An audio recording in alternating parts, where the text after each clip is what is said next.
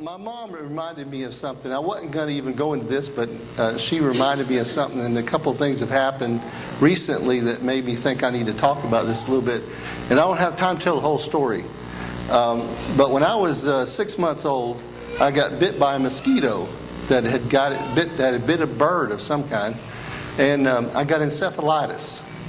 And the doctors didn't know what it was at first, and it was it destroyed my immune system is what happened. And I had to go into quarantine because anything I got, anything, a cold, anything, immediately my temperature would skyrocket. And they'd have to rush me, I'd go into convulsions, and they'd rush me to the hospital. And they'd put me in ice, and it went over and over. This went on for a year, didn't it? And finally, my temperatures were going as high as 109. Now, you nurses, what is that? What happens to a person when their temperature goes 109 for extended periods for a long time? What happens to you?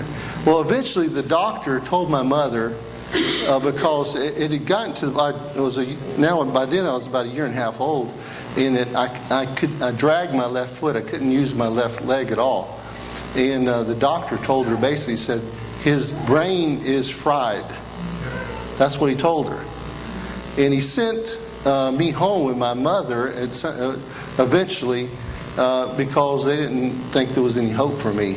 And because another man that had already died in the hospital.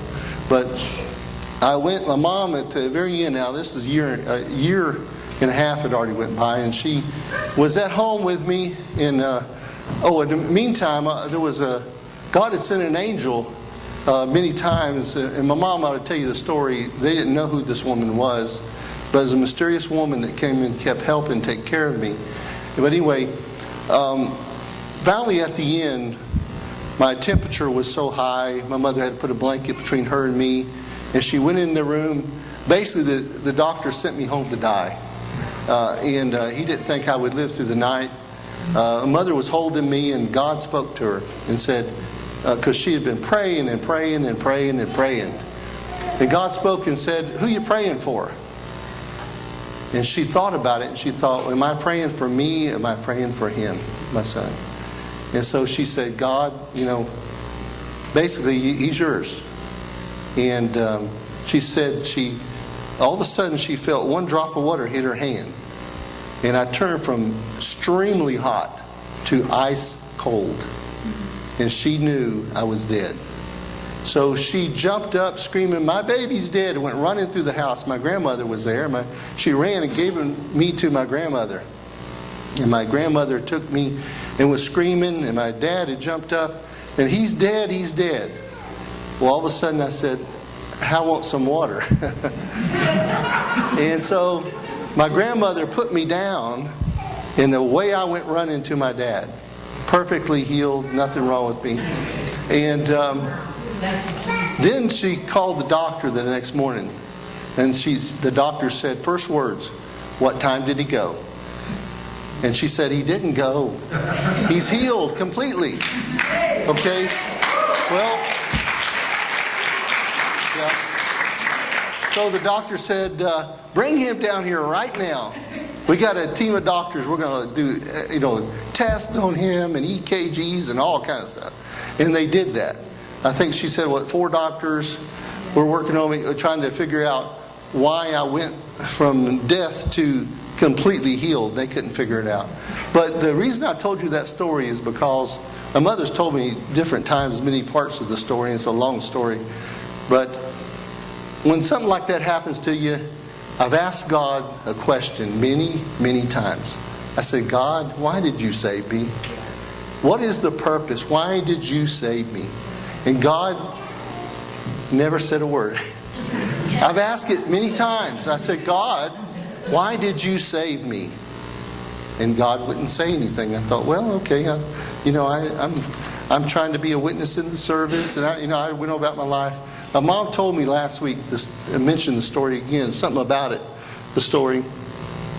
And I got to thinking about it, and I said, God, why did you save me? And he said, I saved you for this hour. That's the first time he's ever said anything back to me on that question. And so I wanted to share it with you. But I'm saved. I don't know what that means, but I'm saved for this hour. We already know the world is in serious, serious trouble.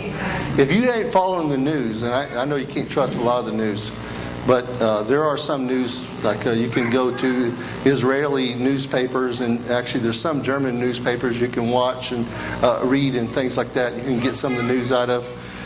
And most of the time you can trust Fox. I wouldn't trust any of the other ones. But anyway, if you watch the news, the world's in a serious, serious problem. We are, you talk about wars and rumors of wars. I have never seen it like this in my life. It is all the time. I'm hearing Korea saying, we're going to nuke the United States. Now, when have you ever heard such a thing? I've heard Russia not long ago say, if you don't stop with your what you're doing, talking to us, we're going to nuke you. I've heard them say that. Well, I mean, it's talk and rhetoric and things that are going on unlike anything that I've ever seen in my life. Israel is in serious situation. The Palestinians, I already told you about how the Palestinians went to the UN Security Council and tried to get a vote. They lacked one vote.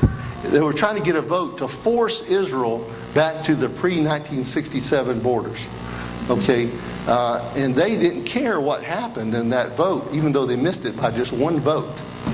But what they were really after is they wanted to turn right around and apply to the International Criminal Court, which they did.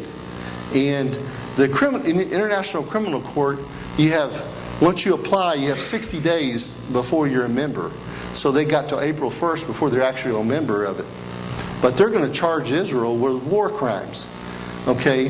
But what's strange is the lead prosecutor of the International Criminal Court is not waiting the 60 days. She is already filing charges against Israel because they cannot wait to attack Israel. Now, at the same time, we have Hezbollah in Iran. You probably heard this you might have heard this on the news. They just announced, I got a whole article about here, Iran and Hezbollah planning an immediate joint invasion of Israel's northern Galilee region, according to high-level intelligence. They say they're going to attack Israel. At the same time Iran's saying this, our Congress was talking about doing sanctions against Iran again because they're not following the rules on the nuclear power thing. Well, the president says, I'm going to veto anything you do against Iran. Which makes no sense to me because they're going to have the nuclear capability any day now. And Israel is a one nuclear bomb and it's gone. Of course, we know that won't happen biblically, but it just shows you we're in wars and the world is going to, there's no other way to say it. The world is going to hell in a handbasket. I'm telling you, things are getting so bad. People are throwing their kids off of bridges. I mean, Satan is having a heyday. It's getting worse than I have ever seen it in my life. It says in the Bible that the last days would be like the days of Lot and the days of Noah. The lead sins in those 2 days, both of them were exactly the same. Extreme violence and sexual immorality. Noah's day, they were sleeping with fallen angels. And in Lot's day, what was happening. So we're right there. But tonight's lesson, as bad as the world is, and I tell you, as many people who need the gospel, and there's so much work to be done.